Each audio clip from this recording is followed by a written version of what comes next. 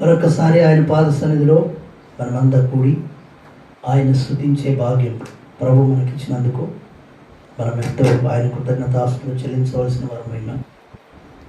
కాబట్టి దేవుని యొక్క వాక్యాన్ని మనం ధ్యానం చేసుకుందాం. యోబు గ్రంథము 30వ అధ్యాయము 26వ వాక్యాన్ని మనం చదువుకుందాం. చదవండి ఎవరైనా. నాకు మేలు కలుగునని నేను ఆశించుకొనగా నాకు కీడు సంభవించెను. వెలుగు నిమిత్తము నేను కనిపెట్టగా చీకటి కలిగెను. యోబు గ్రంథము 30వ అధ్యాయము 26వ వాక్యం. నాకు మేలు కలుగునని నేను ఆశించుకొనగా నాకు కీడు సంభవించెను. వెలుగు నిమిత్తము నేను కనిపెట్టగా చీకటి కలిగెను. హల్లెలూయా. తలలు పైకెత్తండి. దేవుని యొక్క వాక్యాన్ని మనం శ్రద్ధగా ఆలకిద్దాం. ఈ మాట యోబు తన అనుభవంలో ఈ మాట రాసుకున్నట్లుగా, తన నోటి నుండి ఈ మాట వచ్చినట్లుగా మనం చూస్తాం. ఆయన అన్న మాట ఏంటంటే, నాకు మేలు కలుగునని నేను ఆశించాను, కానీ మేలుకు ప్రతిగా నాకు కీడు సంభవిస్తుంది, నాకు కీడే సంభవిస్తుంది, కీడే నాకు ప్రాప్తిస్తుంది అని యోబు తన అనుభవంలో చెప్తూ ఉన్నాడు. మీరు ఒకసారి ఆలోచించండి. యోబు జీవితంలో ఏ విధంగా మేలు కలుగునని నేను ఆశించుకున్నప్పుడు నాకు కీడు సంభవించింది, నాకు మేలుకు ప్రతిగా కీడు సంభవించింది, మేలు ప్రతిగా నాకు నష్టం సంభవించింది, మేలుకు ప్రతిగా నాకు అవమానం, నింద, దరిద్రత నాకు సంభవించింది అని మన జీవితాల్లో ఎప్పుడైనా మనం అనుకున్నామా? దేవుడు నాకు ఏ మేలు చేశాడని అని మీ జీవితంలో ఎప్పుడైనా అనుకున్నారా? ఆదివారం చర్చికి వెళ్తున్నాం, ప్రార్థనకు వెళ్తున్నాం, దశంభాగాలు ఇస్తున్నాం, కానుకలు ఇస్తున్నాం, సేవకులకు భోజనాలు పెడుతున్నాం, మానవ పరిచర్య చేస్తున్నాం, అయినా ఏం లాభం? దేవుడు మాకు ఏ మేలు చేశాడని ఎప్పుడైనా మీ జీవితాల్లో అనుకున్నారా? ఎప్పుడు అనుకోలేదా? గుండె మీద చేసుకొని చెప్పండి. ఎప్పుడైనా అనుకున్నారా? మీరేమనుకున్నారు లేదా, నేను మాత్రం అనుకున్నాను. గొప్ప భక్తుడైన యోబు అంటున్న మాటలు, యోబు కంటే మనం నీతిమంతులు కదా, భక్తి పరులం కాదు. ఆయనే అనుభవపూర్వకం చెప్తున్నాడు. ఏమంటే, దేవుని ద్వారా నేను మేలు కలుగుతుందని నేను ఆశించాను, కానీ మేలుకు ప్రతిగా నా జీవితంలో ప్రతిదీ కీడు నా జీవితంలో. ఆనందానికి బదులుగా, సంతోషానికి బదులుగా దుఃఖము, నిట్టూర్పు నా జీవితంలో నేను అనుభవిస్తూ ఉన్నాను అని యోబు నిట్టూర్పు విడుస్తున్నట్లుగా మనం వాక్యంలో చూస్తాం. Praise the lord. Hallelujah, hallelujah, hallelujah. మీరు గమనించాలి ఈ మాటలు. చాలా సందర్భాల్లో,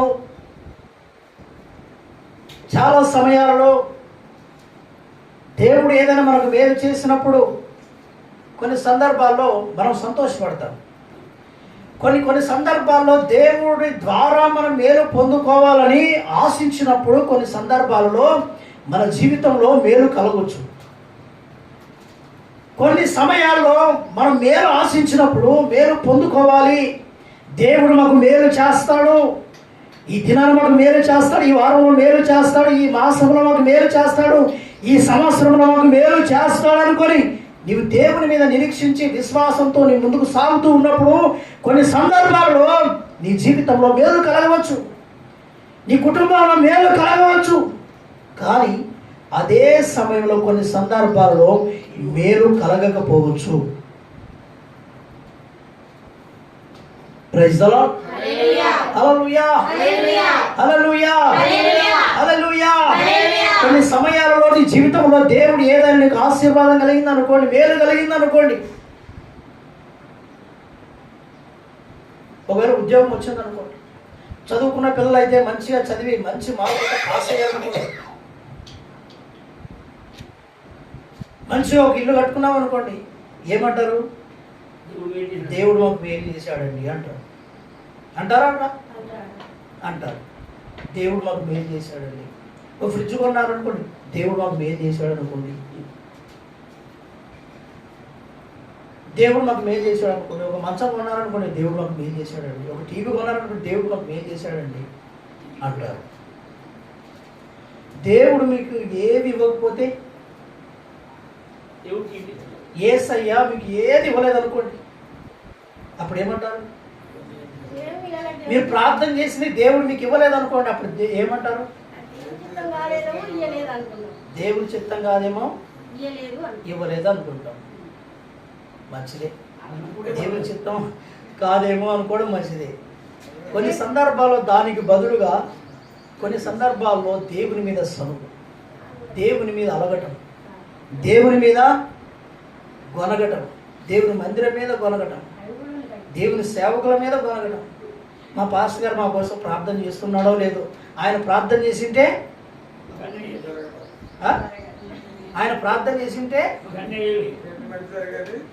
మాకు అన్నీ కూడా దేవుడు ఇచ్చేవాడేమో. పాస్టర్ గారి మీద నేరారోపణ. అసలు నువ్వు ప్రార్థన చేస్తున్నావో లేదో నీకు తెలియదు, అది నీకే తెలుసు. కొన్ని సందర్భాల్లో గమనించండి, మన జీవితాల్లో కొన్ని సమయాల్లో మీరు ఆశించిన వాటిని మీరు పొందుకోకపోవచ్చు, ఆశించిన వాటిని దేవుడు మీకు అనుగ్రహించి ఉండవచ్చు. అయినా మీరు ఆశించిన వాటిని మీరు పొందుకున్నప్పుడు సంతోషపడటమే కాదు, దేవుని స్తుతించడమే కాదు, మీరు పొందుకున్నప్పుడు కూడా దేవుని స్తుతించాలి. Praise the lord. అదే నిజమైన క్రైస్తవ జీవితం, అదే నిజమైన భక్తి.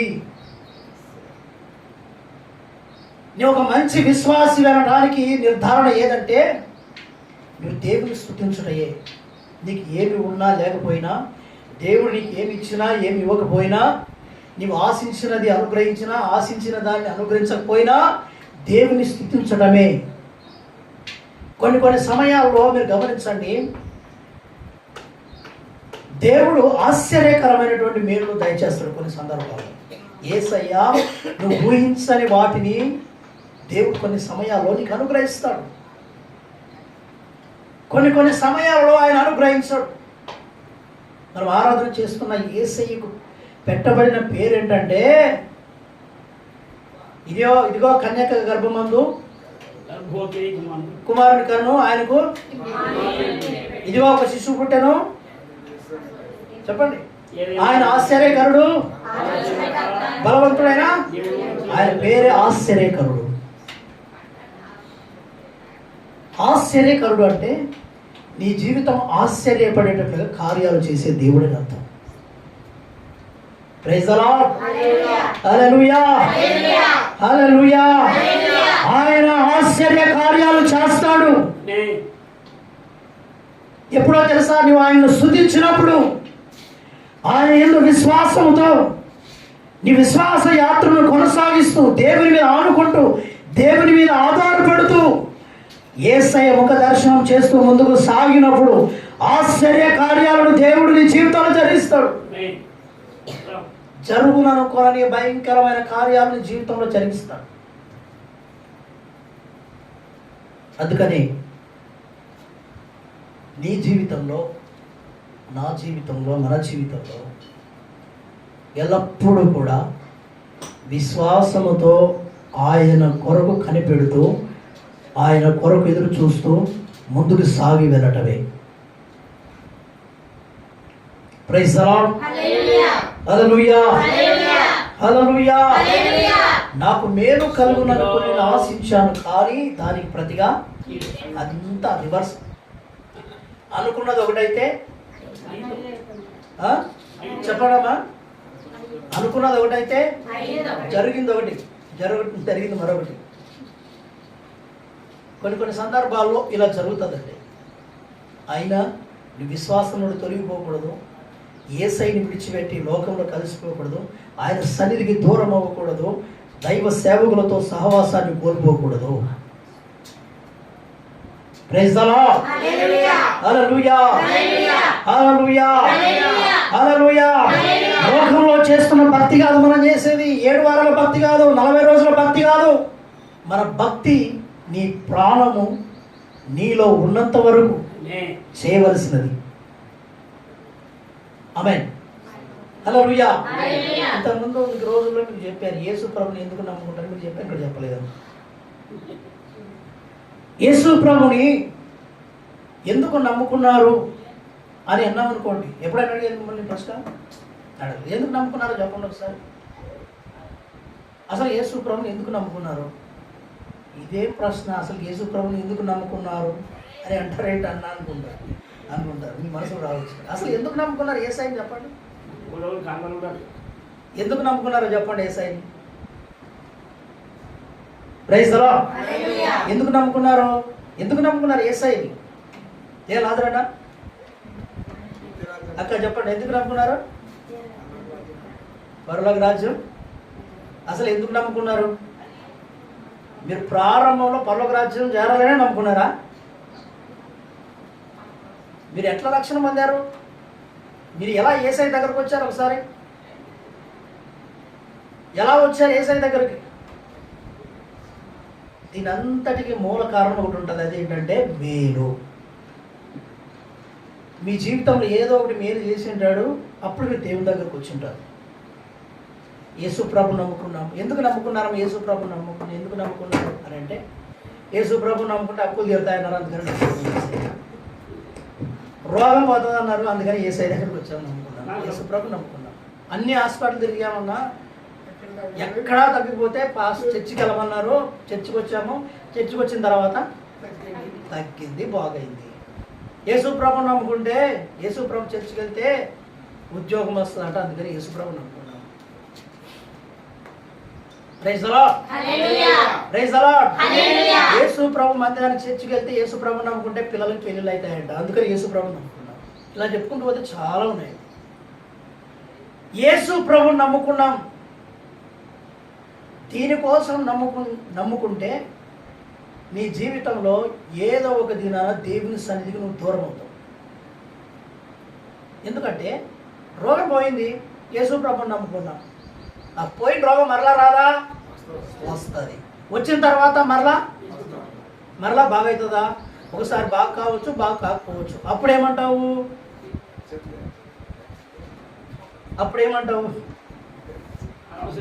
యేసు ప్రభు నమ్ముకున్నామండి, ఏం నమ్ముకున్నామో లేదు.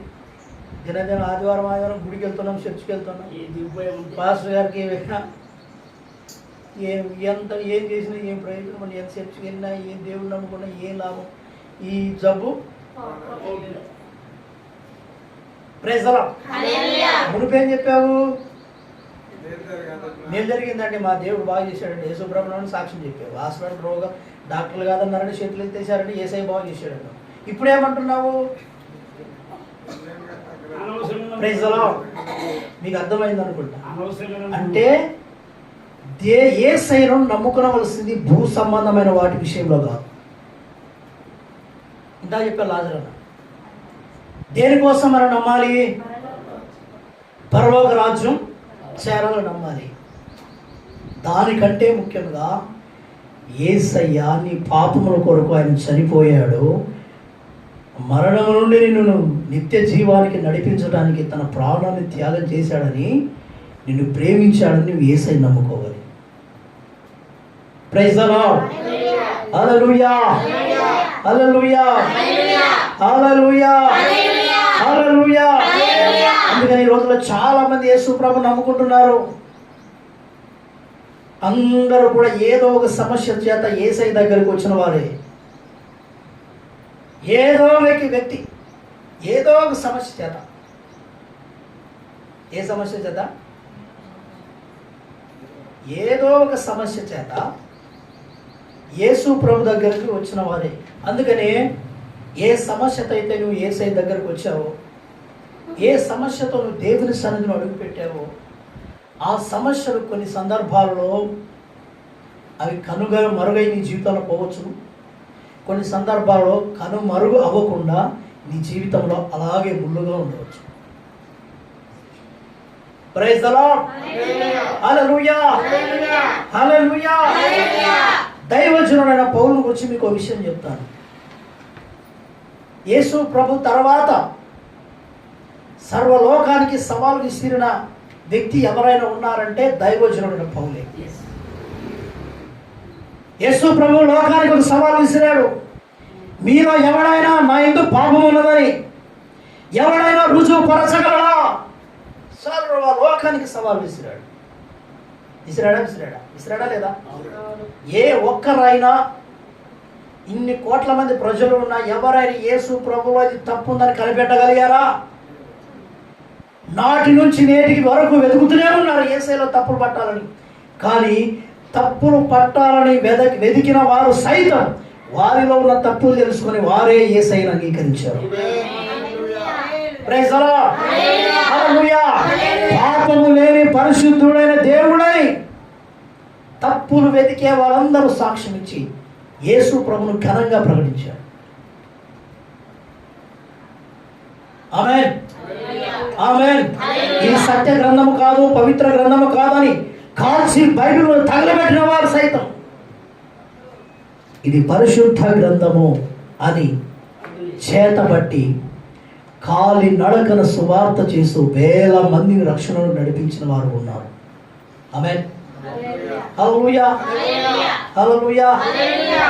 లోకంలో ఏ మనుషుడు ఇప్పటి వరకు ఆయనలో పాపం ఉందని రుజుపరచలేకపోయాడు. ఆమేన్, ప్రైజ్ ది లార్డ్. తర్వాత రెండో వ్యక్తి ఎవరంటే దైవజనుడైన పౌలు. ఆయన సర్వలోకానికి సవాల్ విసిరితే యేసయ్య దైవజనుడైన పౌలు సంఘానికి సవాల్ విసిరాడు. నేను క్రీస్తును పోలి నడుచుకున్న ప్రకారము మీరు కూడా నన్ను. ఎంత మాట చూడ, ఒకసారి ఆలోచించండి. ఇది అసలు చెప్పగలిగే స్థితి అనేది ఒకసారి ఆలోచించండి. సంఘానికి సవాలు, నేను క్రీస్తును పోలి నడుచుకున్న ప్రకారము మీరు నన్ను పోలి నడుచుకోండి. కొంతమంది బైబిల్ పండితులు చెప్తారు, క్రొత్త నిబంధనలో పరిశుద్ధాత్మని యుగములో దైవజనుడైన పౌలు రెండవ క్రీస్తు అని. రెండవ క్రీస్తు. క్రీస్తును ప్రతిబింబించేంతగా దైవజనుడైన పౌలు బ్రతకగలిగాడు. పరిశుద్ధుడు. ఒకప్పుడు మతోన్మాది, ఇంతకు చెప్పాను కదా, ఎవరైనా తప్పులు పట్టాలి అన్న వ్యక్తి అనుకున్న వారందరూ యేసు ప్రభు బిడ్డలు కనబడితే చాలు పళ్ళు పటపడా ఉడికే వ్యక్తి, కయ్యానికి కాలు దువ్వే వ్యక్తి, ఎక్కడ ప్రార్థన జరుగుతున్నా ఆ మందిరాలకు చొరబడి ఏ మాత్రము కనికరము భేదం లేకుండా స్త్రీలను కూడా జుట్లు పట్టుకొని లాక్కొచ్చినటువంటి వ్యక్తి, అటువంటి వారిని ప్రోత్సహించిన వ్యక్తి, ఒక భయంకరమైన మతోన్మాది. యేసు ప్రభు అంటే నచ్చు, యేసు ప్రభు అంటే గిట్టదు, యేసు ప్రభు నమ్మిన వారంటే అసలే గిట్టదు. అనేక మందిని చంపిన వ్యక్తి. అలాంటి వ్యక్తి ఒకరోజు యేసయ్య చేత దర్శించబడి యేసు దేవుడుగా అంగీకరించి ఏ నోటితో అయితే దూషించాడో, ఏ నోటితో అయితే ద్వేషించాడో అదే నోటితో యేసే దేవుడిని ప్రచురపరుస్తూ వెళ్ళాడు. Praise the lord. Hallelujah, hallelujah. ఏ వ్యక్తి చేత దేవుని సంఘము పాడైందో అదే వ్యక్తి చేత పాడైన సంఘాన్ని కట్టించడానికి ఏర్పరుచుకున్నాడు. ఆమేన్, హల్లెలూయా. దేవుని సంఘాన్ని పాడు చేసిన వ్యక్తి ఎవరు? పౌలు. అదే పౌలును పాడైన సంఘాన్ని కట్టడానికి నియమించాడు. గమనించాలి. నా యందు పాపం ఉన్నది ఎవడని స్థాపించాలని సర్వలోకానికి యేసయ్య సవాల్ విసిరితే దైవజనుడైన పౌలు మాత్రం సంఘానికి మనకు ఆయన సవాల్ విసిరాడు. నేను క్రీస్తును పోలి నడుచుకుంటున్న ప్రకారం మీరు కూడా మీరు కూడా నన్ను పోలి నడుచుకోండి. ఆమేన్. హల్లెలూయా, హల్లెలూయా, హల్లెలూయా. చెప్పండి, ఈ మాట మనం అనగలమా? నేను క్రీస్తుని పోలి నడుచుకున్న ప్రకారము మీరును నన్ను పోలి నడుచుకోండి. నేను క్రీస్తుని పోలి నడుచుకున్న ప్రకారం మీరు, ఒక విశ్వాస అయినా ఒక దైవ సేవకుడు మేమైనా ఇటువంటి అనుభవంలోనికి మనం రావాలి. Praise the lord.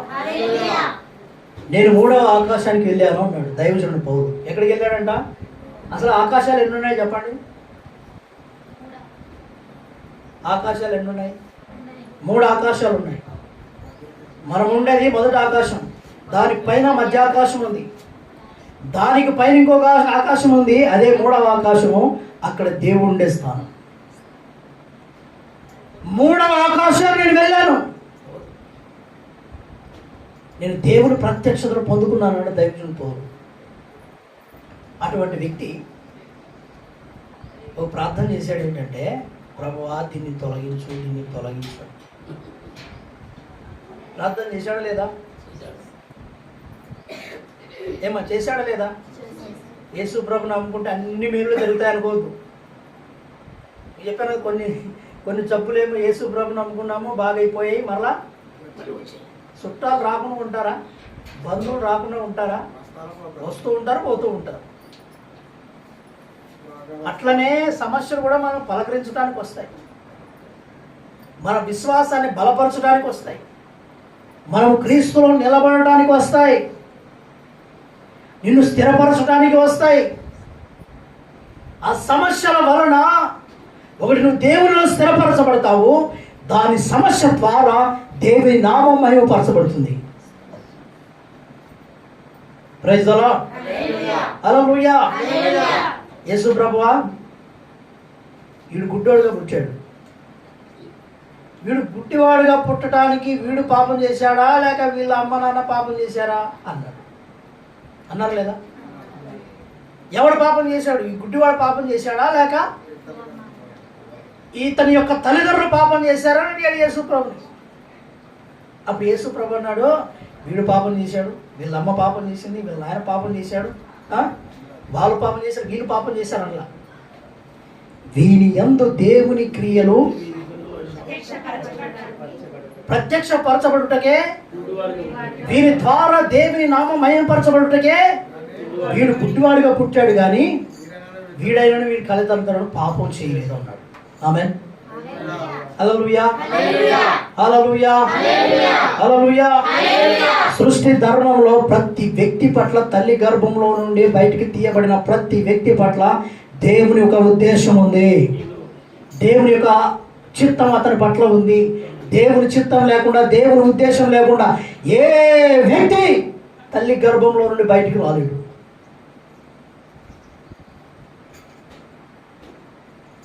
కుంటోడుగా పుట్టాడంటే కర్మ, వాడి కర్మ. పోయిన జన్మలో వాడు ఏదో పాపం చేశాడు, వాళ్ళు ఈ జన్మలో వీడు అనుభవిస్తున్నాడు. మనిషికి ఒకటే జన్మ, 2 జన్మలు లేవు, 3 జన్మలు లేవు, పోయిన జన్మ లేవు, ఒకటే జన్మ. తర్వాత యేసుక్రీస్తు నమ్ముకుంటే 2వ జన్మ, అదే రక్షణ జన్మ. Praise the lord. Hallelujah, hallelujah, hallelujah. దేవుని రాజ్యంలో నువ్వు 2వ జన్మగా పుట్టినవాడు అవుతావు, పుట్టిన దానం అవుతావు. యేసుక్రీస్తును రక్షకుని అంగీకరించి నీ పాపముల విషయమై పశ్చాత్తాపపడి మారు మనస్సు పొంది మున్సట బాప్తిస్మం ఎప్పుడైతే నువ్వు పొందుతావో, నీటి మూలముగా ఆత్మ మూలముగా నువ్వు ఎప్పుడైతే తిరిగి జన్మిస్తావో అదే 2వ జన్మ. మీరు గమనించండి, వీడు పుట్టిన దేనికోసం పుట్టాడు ఆ వ్యక్తి? గుడ్డివాడికి ఎందుకు పుట్టాడు?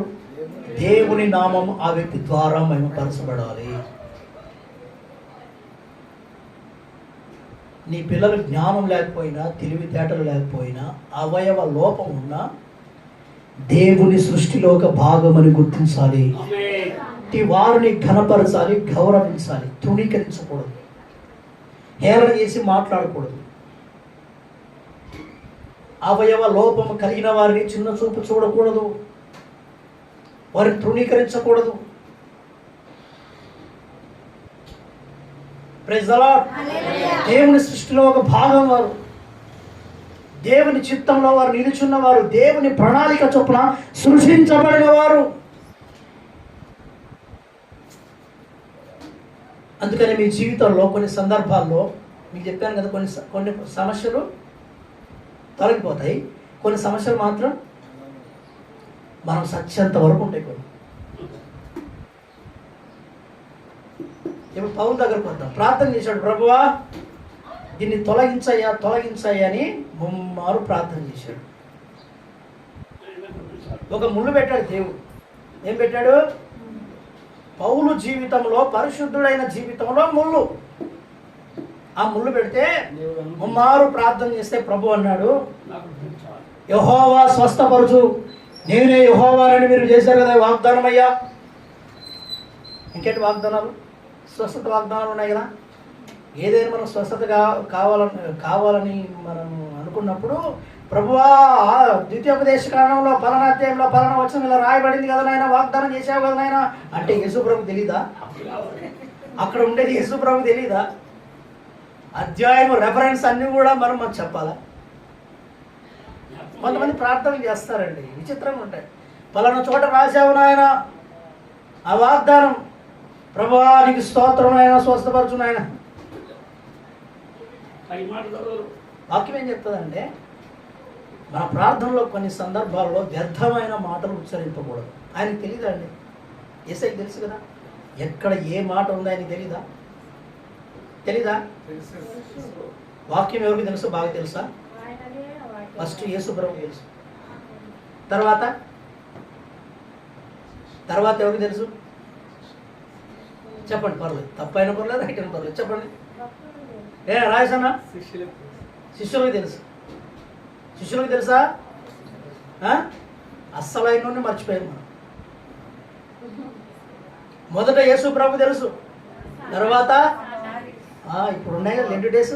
ఇప్పుడు ఉపవాస ప్రార్థన కొండెక్కిస్తాడు. కొండెక్కిచ్చి నీ పాదములకు రాయిన తగలదని దేవదూతలు వచ్చి నేను కాపాడుతారు అన్నారు, లేఖలో రాయబడింది కదా. వాక్యం బాగా తెలిసి యేసయ్యకి. తర్వాత రెండో వ్యక్తి సాతానికి తెలిసినంత వాక్యం మనకు తెలియదు. Praise the lord. హల్లెలూయా. అంటే వాక్యం నీకు తెలుసా అంటారు మనం. నీకంటే వాక్యం, నాకంటే వాక్యం సైతానికి బాగా తెలుసు. కాబట్టి అలాంటి ఆలోచనలు ఉంటే మానుకోండి. నాకంటే వాక్యం బాగా చదువుతావా మాస్టర్ గారు, నాకంటే బాగా చదువుతుందా వాక్యము, అమ్మాయికి ఇచ్చారు మైకు అంటారు. Praise the lord. హల్లెలూయా. మీరు కాదులేండి, మీరు కాదు, కొన్ని చోట్ల నేర్పిస్తాను. Praise the lord. మనకంటే బాగా పాట పాడరు సాతాను. మన రాగాలు ఏంటండి? మన రాగాలు పరలోకంలో సాతాను ఆరాధన చేస్తే పరలోక సైన్యం అంతా ఊగిపోయేదట, ప్రభు పరవశించిపోయేవాడట. ఒకప్పుడు అంతటి ఆరాధికుడు ఒకప్పుడు లూసిఫర్. సాతాను లూసిఫర్ ఎదుట మన పప్పులు ఏమి కాబట్టి ఎప్పుడైనా 0 అనుకోండి, అది వచ్చిందంటే వాని స్వభావం. Praise the lord. హల్లెలూయా. దేవుడు ఏదైనా నీకు తలాంతి ఇచ్చాడంటే అది దేవుని వలన కలిగిందని గుర్తించి దేవుని నామాన్ని మహిమపరచు, యేసయ్యను మాత్రమే మహిమపరచు.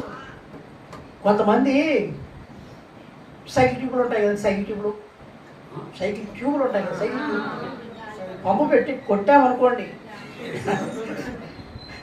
వాచర్ తీసామనుకోండి, కొంతమంది మనం పొగిడే వాళ్ళు కూడా ఉంటారు. ఏం పాడేవాళ్ళకి ఈరోజు పాట అంటే చాలు, ఏం ప్రార్థన చేసేవాళ్ళకి ఈరోజు అన్న అంటే చాలు, పరిచర్య అంతా మీదేనంటే చాలు.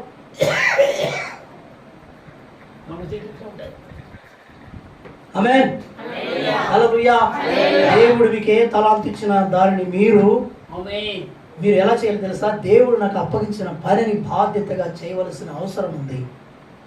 నీవు నాకు ఇచ్చిన పనిని నేను నెరవేర్చి నేను నిన్ను మహిమపరచాలన్నాడు యేసయ్య. తండ్రి, నీవు ఒక పని ఇచ్చావు, ఆ పని నేను సంపూర్తి చేశాను, నిన్ను మహిమపరచానన్నాడు. అందుకని పొగడ్తలకి ఉప్పొంగిపోవద్దు. నిన్ను పొగిడిన వారే నిన్ను ఎప్పుడైతే నిన్ను పొగుడతారో, ఎవరైతే నిన్ను పొగుడతారో వాళ్ళు ఏం చేస్తారు? యేసు దావీదు తనయ. వస్తుంది పాట మీకు ఇప్పుడు? అదే కదండి, మట్టలాది వారం వస్తుందా పండగ?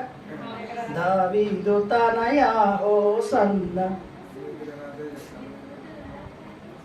పరుగులు, గాడి మీద ఊరేగింపు, జయము జయము జయము జయము అన్నారు లేదా?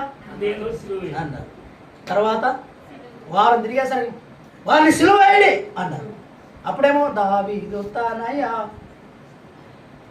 ఏ నోటితో అయితే దావీదు తనయ జయము జయము జయమని ఉప్పొంగి దేవుని కనపరిచారు, అదే నోలో వారిని సిలువ వేయండి, వారి దోషము వారి రక్తం మా మీద మా పిల్లల మీద ఉండుగాక నరాంతకుడు అన్నారు. అందుకని మీరు ఒకటి గుర్తుపెట్టుకోవాలి, ఏంటంటే పొగిడారనుకోండి వెంటనే బెలూన్లాగా ఊదిపోతారు. ఒక సూరి బెచ్చం పడింది అనుకోండి, అడ్రస్ లేకుండా బెడ్రస్ పోతుంది, అది బెలూన్ ఉండదు. అందుకని మీ జీవితంలో ఎప్పుడు ఎవరైనా మిమ్మల్ని పొగిడినప్పుడు, పొగడతారంటే ఎవరికి ఇష్టమో తెలుసా? సాతానుకంటే బాగా ఇష్టం. కాబట్టి మీరు జాగ్రత్త పడవలసిన అవసరం. దైవజనుడైన పౌలు ఒక ముళ్ళు అతని జీవితంలో ఉందండి. ప్రార్థన చేశాడు. దేవుడు అన్నాడు, పౌలా ఈ ప్రార్థన మానే అన్నాడు. ఈ ప్రార్థన నువ్వు నా దగ్గర చేయటం మానే, ఆపేసి నా కృప నీకు చాలు అన్నాడు. Praise the Lord. కొంతమంది బైబిల్ పండితులు చెప్పే ముళ్ళు ఏంటంటే, ముళ్ళు అతడు చీపురు కళ్ళట. ఏ కళ్ళు? ఏ కళ్ళు?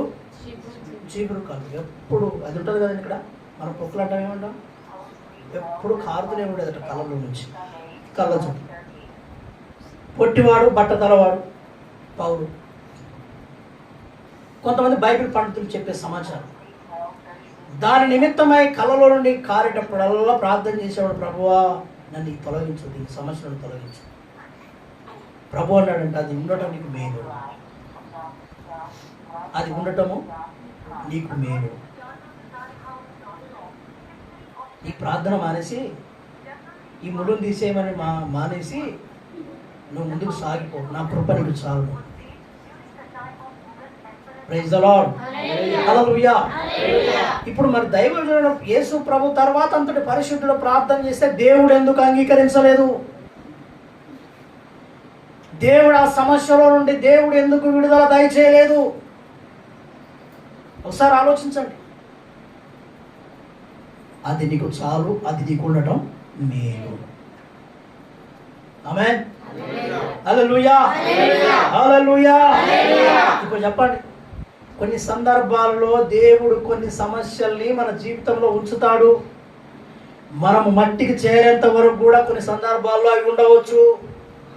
అయినంత మాత్రాన దేవుడు నాకు ప్రార్థనకు జవాబు ఇవ్వలేదు, ఇంతగా ప్రార్థన చేస్తున్నాను, ఇంతగా భక్తి చేస్తున్నాను, ఇంతగా గుడికి వెళ్తున్నాను, చర్చికి వెళ్తున్నాను, దేవునికి అసలు కొంచెమైనా కనికరం ఉందా, దేవునికి కొంచెమైనా జాలి ఉందా, దయ ఉందా అని దేవుని మీద బాధపడక, దేవుని మీద సనగా నువ్వు విశ్వాస యాత్రలో దేవుని కృపను పొందుకొని ముందుకు సాగిపోవాలి. Praise the lord. అందుకని మన జీవితాల్లో మేలు కలుగునని మనం ఆశించుకున్న సందర్భాల్లో కొన్ని సందర్భాల్లో కలగకపోవచ్చు. అయినా అధైర్యపడిపోకూడదు, కృంగిపోకూడదు, అలసిపోకూడదు, సొమ్మసిల్లిపోకూడదు, దేవునికి దూరం అయిపోకూడదు. ఆమేన్. హల్లెలూయా. హల్లెలూయా.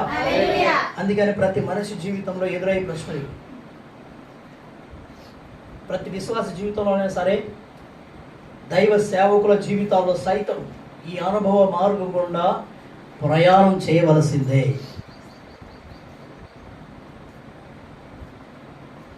Praise the lord. Hallelujah. Hallelujah. మేలు కలుగునని నేను ఆశించాను, కానీ కీడే సంభవిస్తుంది. మళ్ళా ఇంకో కోణంలోకి మనం వద్దాం. మేలు, యేసు ప్రభు మేలు చేయుట యందు ఆనందించు దేవుడు అని వాక్యం చెప్తాడు. నీవు మేలు పొందుతూ ఉంటే ఆయన చూస్తూ ఆనందిస్తాడట. నువ్వు కీడు పొందుతుంటే ఆయన చూస్తూ ఆనందించే దేవుడు కాదు యేసయ్య. నువ్వేం పొందుకుంటే ఆయన సంతోషిస్తాడు? మా చెప్పండి. ఏనా రాయసనా అన్నా, నీ ముందున్నానని తట్టుకొస్తారు ఒకసారి. ఏం పొందుకుంటే? ఏం పేరన్నా? చింటానా? కొంచెం మేలుకో. టిఫిన్ చేసి వచ్చావా లేదా? దేవునికి స్తోత్రం. ఏమి మాట చెప్పండి ఒకసారి. నేను డైవర్ట్ అయిపోయాను. మేలు, ఆ మేలు అనే సంగతి నాకు కూడా గుర్తుంది. దాని తర్వాత ఏమా? మేలు పొందుతూ ఉంటే చూసి ఆనందించు దేవుడు యేసయ్య. నువ్వు కీడు అనుభవిస్తుంటే, దరిద్రతను అనుభవిస్తుంటే, అవమానం అనుభవిస్తుంటే, నీవు ఆపదను అనుభవిస్తుంటే చూసి సంతోషించేవాడు కాదు. ఆ సమయంలో నువ్వు మొరపెట్టగానే నేను ఉన్నానని నీకు ప్రత్యుత్తరం ఇచ్చే దేవుడు, అభయం ఇచ్చే దేవుడు.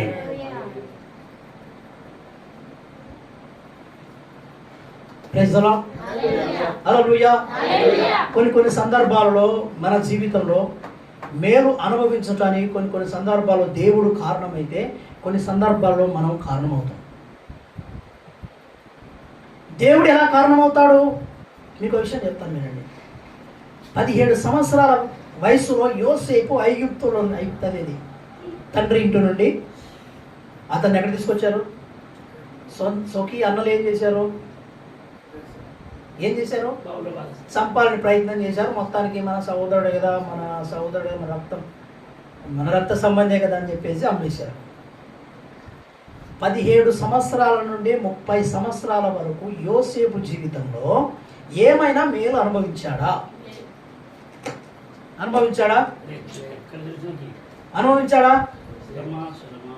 మీరు బాగా తల పైకెత్తి బాగా శ్రద్ధగా వినాలి, మాట్లాడుకోండి. మీకు చెప్తాను కొన్ని విషయాలు. ఏమైనా మేలు అనుభవించాడా?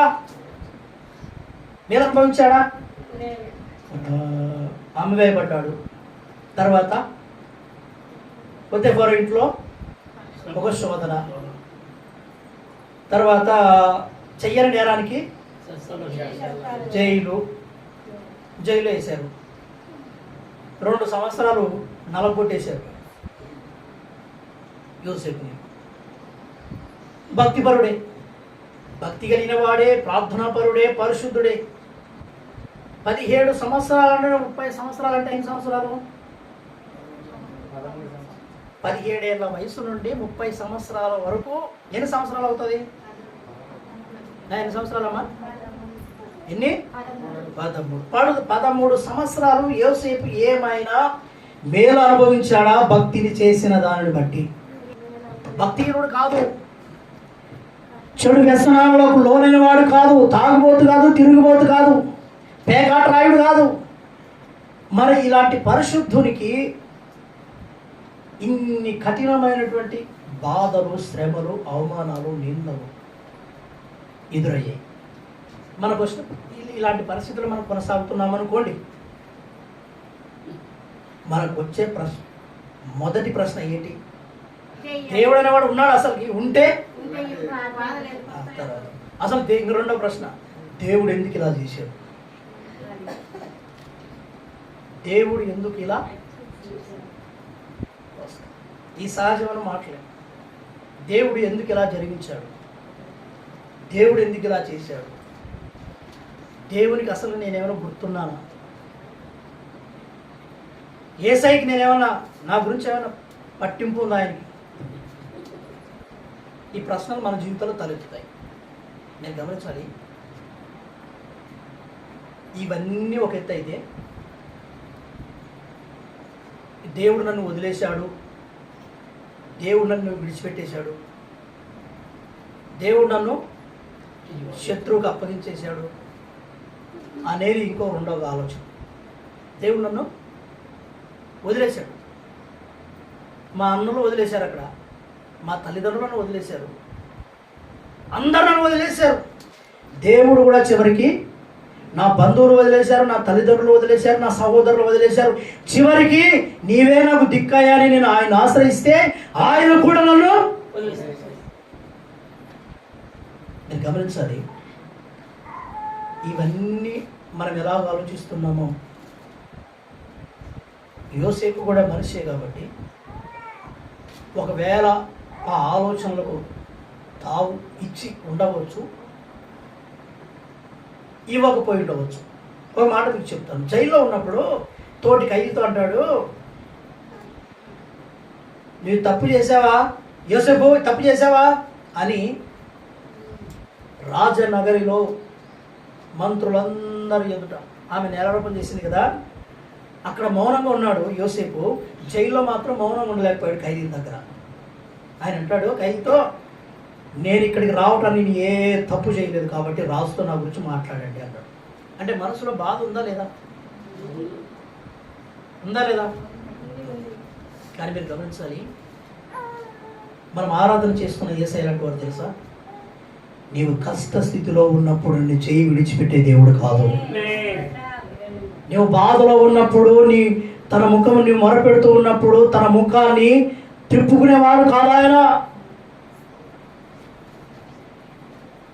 వాక్యం ఏం చెప్తుందంటే, వీటన్నిటి మధ్యలో కూడా వాక్యం ఏం చెప్తుంది తెలుసా?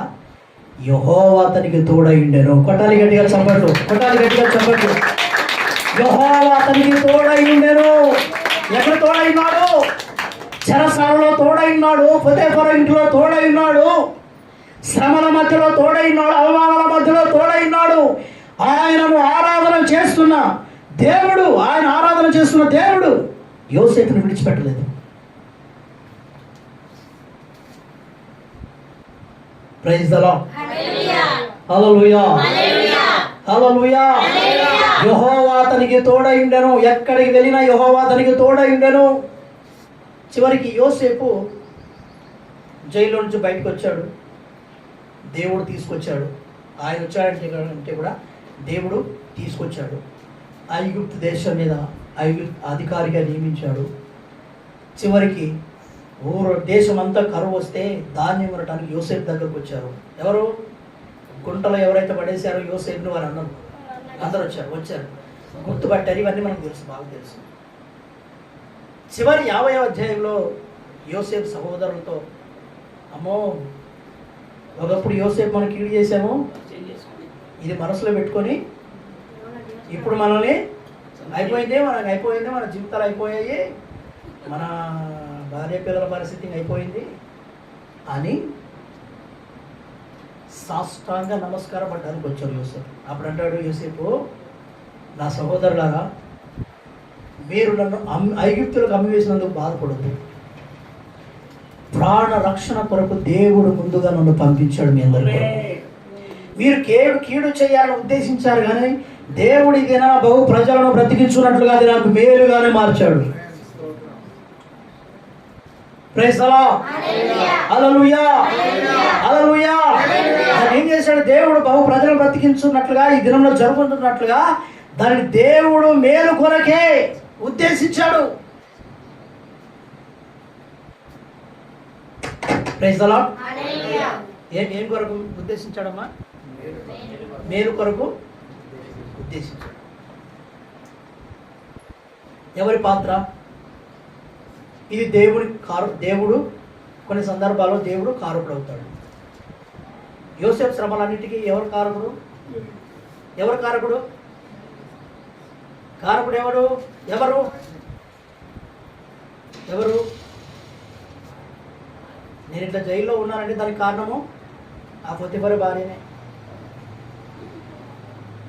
ఎవరి భార్య? పొతిఫర భార్యనే.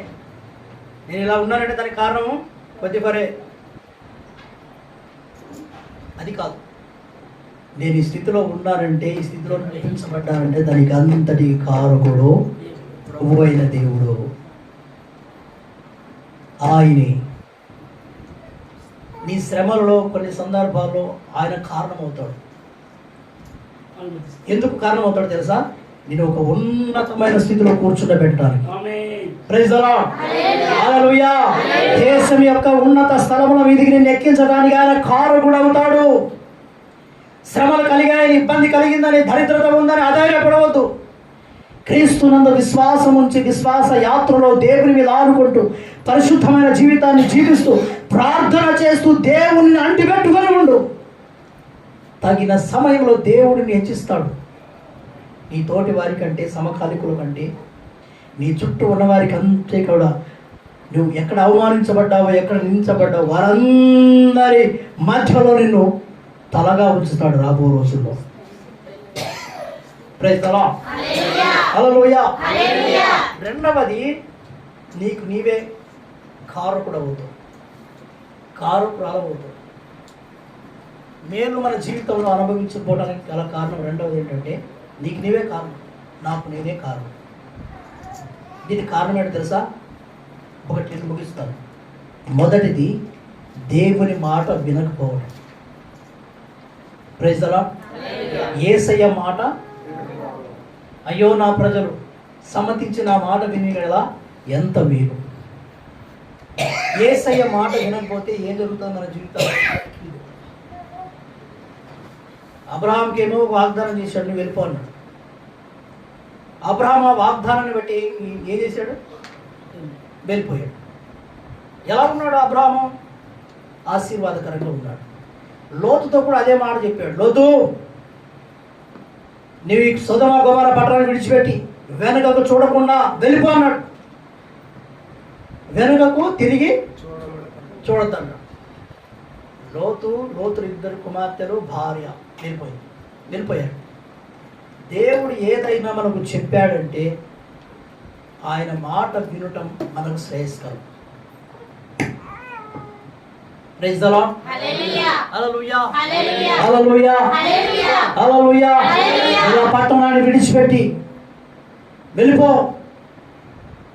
లోతు ఇద్దరు కుమార్తెలు, లోతు భార్య వెళ్తున్నప్పుడు ఒక్కసారిగా వెనక్కి చూసింది. ఎవరు? లోతు. అందుకే దైవజనుడు అంటాడు, లోతు భార్యను ఒకసారి జ్ఞాపకం చేసుకోండి. ఎవరు జ్ఞాపకం చేసుకోవాలి? ఎందుకు జ్ఞాపకం చేసుకోవాలి? దేవుని మాట ఆమె వినలేదు, దేవుని మాట లెక్క చేయలేదు. అందుకని ఏమైంది? ఉక్కు స్తంభం కాదమ్మా, ఉప్పు స్తంభం. ఏ స్తంభము? ఉక్కు కాదు, ఉప్పు స్తంభం. ఉప్పు స్తంభం అయిపోయింది. ఇప్పుడు నేటి వరకు ఆ ఉప్పు స్తంభం అలాగే. యేసయ్య మాట వినకపోతే, యేసయ్య మాట వింటే నీ జీవితంలో మేలు, ఆశీర్వాదము, తర్వాత దీవెన నీ జీవితంలో కలుగుతుంది. ఆశ్చర్య కార్యాలు నీ జీవితంలో కల్లారా చూస్తాం. ఒక పెళ్లి జరుగుతుంటే పెళ్లి దగ్గరికి యేసు ప్రభు కూడా పెళ్లికి వెళ్ళాడు. వెళ్ళినప్పుడు ద్రాక్ష రసం అయిపోయింది, మనకు బాగా తెలిసి. వీళ్ళందరూ ఎక్కడికి వచ్చి అడిగారు తెలుసా? మరియమ్మ తల్లి. ఎందుకు మరియమ్మ తల్లిని అడిగారు? మరియమ్మ తల్లి చెప్తే మరియమ్మ తల్లి యేసు ప్రభు చెప్తారు. యేసు ప్రభు చెప్తే యేసు ప్రభు మరియమ్మ తల్లి మాట కాదు. మీరు గమనించండి, యేసు ప్రభు దగ్గరికి మరియమ్మ తల్లినో బేస్ చేసుకొని ఇంకోనో బేస్ చేసుకొని రావాల్సిన అవసరం లేదు. నువ్వు డైరెక్ట్గా యేసయ్య దగ్గరికి వెళ్ళొచ్చు. Praise the lord. Hallelujah. Hallelujah. Yesu ప్రభు దగ్గరికి వెళ్ళి విషయం చెప్తే యేసు ప్రభు అన్నాడు, అమ్మ నాతో నీకేం పని, నా సమయం ఇంకా రాలేదన్నాడు. అన్న తర్వాత యేసు ప్రభు వాళ్ళు వచ్చి మరియమ్మ తల్లి వాళ్ళ శిష్యు పరివారం చెప్తుంది, ఆయన మీతో ఏదైతే చెప్తాడో అది చేయండి. ఎవరు చెప్పింది? యేసు ప్రభు మీకు ఏదైతే చెప్తాడో దాన్ని చేయండి. Praise the lord. యేసు ప్రభు చెప్పిన మాటను బట్టి వారు చేశారు. నిందకు, అవమానానికి, అపకీర్తికి అసమాధానానికి కారణమైన పెళ్లి విందులో దేవుడు వాటన్నిటిని తొలగించి ఒక గొప్ప ఆశ్చర్యకార్యం జరిగించాడు. Praise the lord. Hallelujah. Hallelujah. దేవుని మాట వినటం బట్టి మన జీవితంలో మేలు కలుగుతుంది. మాట వినకపోతే మన జీవితంలో మేలు పొందుకోలేము. అవిధేయత, దేవుని మాట వినకపోవడం, లోబడకపోవడం, దేవుడు చెప్పింది చేయకపోవడం, ఇది దేవుడు వద్దు అన్నదాన్ని మనము వదిలిపెట్టకపోవడం, నువ్వు దాన్ని వదిలేసేయి అన్నదాన్ని వదిలిపెట్టకపోవడం, పాపము, దూషణ మాటలు, శాపకరమైన జీవితం, ఇవన్నీ నీ జీవితము మేలు పొందకపోవడానికి కారణమవుతున్న సంగతి వాస్తవం. Praise the lord. Hallelujah. Hallelujah. రాజభోగాలు అనుభవిస్తున్న దావీదు అరణ్యం పాలు కావడానికి కారణం పాపం. మేలుతో తన హృదయాన్ని సంతృప్తిపరచుకుంటూ దినదినము దేవుని సన్నిధిలో అత్యానంద భరితుడై దేవుని స్తుతిస్తున్న వ్యక్తి పాపానికి చోటు ఇచ్చి సమాధానాన్ని, సంతోషాన్ని కోల్పోయి మేలుకు దూరం అయిపోయాడు. మనల్ని దూరం చేసేది మేలుకు పాపమన్న సంగతి వాస్తవం. ఎల్లప్పుడూ ఆయన రక్షింపనేరకున్నట్లు నా చేతులు కురచకాలేదు, విననేరకున్నట్లు నా చెవులు, మీకును నాకును ఏమొచ్చాయి? పాపాలు వచ్చాయి. యేసయ్య మనం ఆరాధన చేస్తున్న యేసయ్య ఎల్లప్పుడూ మేలు చేయాలని ఆలోచిస్తాడు. ఆ మేలు పొందకపోవడానికి ఏమొస్తున్నాయి? మధ్యలో మన దోషాలు, అతిక్రమాలు, అపవిత్రత, దోషము. ఈ దోషం మన జీవితం మేలు పొందకపోవడానికి కారణమవుతుంది. కనుక దేవుని సన్నిధిలో మనమందరం ప్రార్థన చేసుకుందాం. నువ్వు ఈ దినాన దేవుని సన్నిధిలో నిర్ణయంగా అప్పగించుకొని ప్రార్థన చేస్తే నిశ్చయముగా మనం ఆరాధన చేస్తున్న యేసయ్య నిశ్చయముగా మేలు చేస్తాడు.